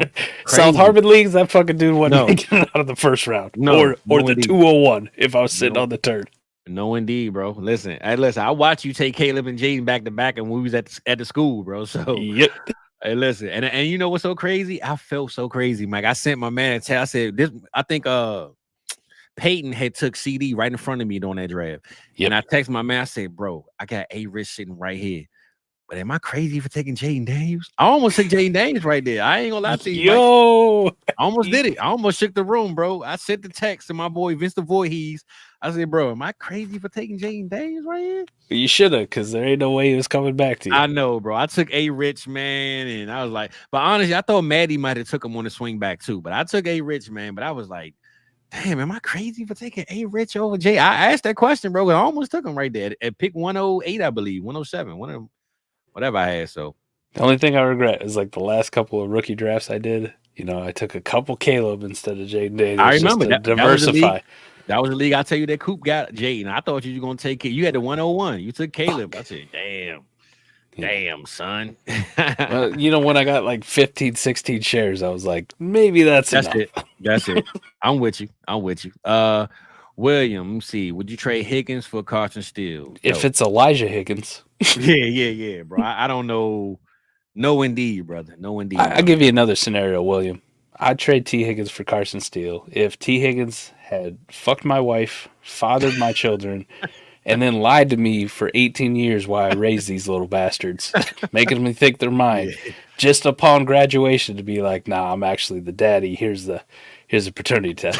Then fuck you, T. Higgins. Yeah. I'm trading your ass for Carson Steele. Yeah, Will, I don't know about this one, Playboy. This one wasn't a good, Hopefully you didn't do this, man. It's the only scenarios. I'm glad. Honestly, I would have loved a super chat. I should actually make you send us a super chat for this question, though. This is a brutal one right here, brother. 10. What we got? Khalil Shakir, BTJ, or 4 at my flex. This is why I don't get on the Start Sit Show Fizz, because I'm terrible at this shit. Nah, for sure. So just do the opposite. I'm kind of like Joey Cheese Sticks, right? Just do whatever the opposite is. Lock of the century. I'm starting Shakir. 100%. I'm going with the offense, bro. Whatever offense scored the most points each week, I'm gonna just go with that one. So that's what I'm going with. I'm going to Shakir. So it probably means you should probably start Brian Thomas. 100%. All right. D Smitty. Let me see. Goddard or Laporta. I'm guessing that's this week. I don't know if that was. I would hope that starts it, because that better not be a dynasty trade question. Yeah. Well, Laporta might not play, but I'm hearing that he might. So. I'll go Goddard, man. I mean, still without a lot of weapons. No AJ Brown. I'm one now. If Laporta wasn't hurt, I would love to have the Monday night money just to have it. But outside of that, I'm going Goddard because the other guys on the team aren't available. So yeah, I'd go Goddard if I had to pick between them. Noah Fant, OJ, what the hell going on here? I think they was talking about all the tight ends that we hyped up. Okay, was going to be the next great ones, and then never did. Fuck. My bad, Crispy, bro. I put you on the spot for no reason, man. We burnt you up on that one. Either that or Crispy's in a time machine. It's got lost. He's back in 2021 being like, hey, who do I start this week? No, nah, for sure. What the hell going on here, man? Let me see. All right. We got Liv. Okay. AJ Brown and the 25 first for A Rich 10-team Superflex. Not in a 10-team. Just quarterbacks just don't matter as much. Like, I want the running quarterbacks in 10-team more than I do in 12-team, but in a 10-team league, I can get by with just studs at every position. So AJ Brown and that first are going to be worth more. Like, quarterback scarcity doesn't really come into play in a 10-team. I'm good. Definitely. Nah, I'm with you, man. Yeah, I mean everything Mike pretty much said, Liv. I'm with it on that one though, bro. 10-team is a little tricky sometimes, man. But you want them studs every time. And you know what's so crazy, Mike? I made a trade earlier this season. And I thought I overpaid at the time. This is right after the draft. I traded a 25 first, 25 second, and Bryce Young for Jaden Daniels, brother. No. Hey. Nailed it. Hey. And this is right after the draft. And I was thinking, damn, I shouldn't have added the second. Because I thought Bryce was going to, I honestly thought Bryce was going to have a solid year this year. Like I thought me he too. was going to be, Me too. You know, but now I look at that trade and I say, damn, bro. Woo. Thank God. I should have added more seconds. Hey, I feel guilty. I ain't mad at all, bro. That's all I'm saying. So, yeah, man, J-Day all the way. I see Zappy got this last question, man. We're going to get this last one out of here before we get out of here. Trades for Adams. Okay. I'm not sure. Okay. He said JMO or Adams in Dynasty. JMO or Adams in Dynasty? I'm taking Adams. Yeah, I'm taking Adams, bro. Taking Adams. Contender, rebuilder, I don't give a fuck because I like your point too, man. I trade for Adams, and then when he gets traded in real life, yep, because he's going to get traded. Jets. He's out of there, bro. Then I sell him for more than whatever I could have sold JMO for. 100%. Easy. Profit. But if I'm a contender, I definitely want Adams anyways, because that's the dude's a 20-point threat every single week. Yeah, nah, I'm with you on still, that one, Mike. At his advanced age, like, that guy still knows how to play football. Yeah, nah, for sure, man. So look, man, I felt like, man, we had a good night tonight, man. I had a good 40-minute conversation before we even got to the topic, though, bro. So here's the last question of the night: do we ever have a bad night? I don't think we do, bro. No. I feel like it's always a good night, but it's always better when the people tap in and they really help us out. You know what I'm saying? Like, I know the audience makes it.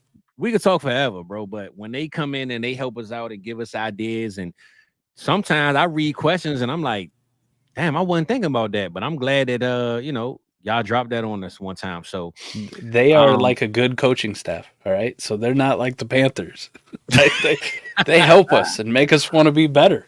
Take our games up, you know? Nah, for real, man. So I mean, hey, everything is everything here, Mike. You got anything before we get up out of here, bro? I know are we doing BBLs tonight? Are we cranking some Fizzle tonight? What you want to do, man? I'm gonna leave it up to you, bro. Dude, we play whatever the hell you want, man. I don't want your time, bro. You know, I don't think we got no BBL promo codes tonight, man. Look, while we in the middle of closing BBL on, and yeah, man, we appreciate y'all. I think on episode 19, I believe. So the season coming through fast, man, and we only on week 4 of the season, bro. So man, 19 episodes, man. 19 episodes, bro. We've been at this a minute. And look, my boy been right here for everyone, man. So shout out to everybody that came through, man. Every week, every Friday, Tuesday morning, me and Cody is on with the cook up, and yeah, Mike, Wednesday nights, man, you got the AMA coming through. You got a trade show tomorrow. Y'all going live tomorrow? Believe so. 2:30 Eastern. Come tap in, baby. It's Adam, so like 2:39. Yeah. You got a CP time with him, man. You want to play it safe, like 2:39. For sure. Don't worry. If he does happen to show up early, I'll vamp. You know, like I'll do a lot of promotion, a lot of shit that you don't want to see anyway. That's it. 2:39 for the good stuff. That's it. Well, we got Coop grinding the edge dropping tomorrow, and then Sunday morning, man, we got Maddie coming through with the good old early morning 9 a.m. game plan, giving y'all some game with the plan, man. And right after that, the start shit at 12 p.m. So whatever y'all need, man, we got it here, baby. Come tap in with South Harmon. And there's love over here, baby. Big family. Good show as always, man. Thanks everybody for tapping in. Love every one of y'all. One of y'all. Look at these new shades too, Fizz. I love the green. Hey, look, man, coming soon. Boy, gonna cop some shades. And my boy Mike, man, every week He's telling me I'm making him spend money, but I'm looking at him like, hold up, brother, I got to keep up with you. We keep raising the level, you know? Like we like a ladder. You got to level up, baby. Level up, baby. So you got our BBL on. You know where I got to close out, man, with some good old Fizzle dollars one time. I'm going to get them people some love and we out of this thing, Mike. One time, let's close it out right, Playboy. We out of this thing. Let's get it, baby. See y'all next week.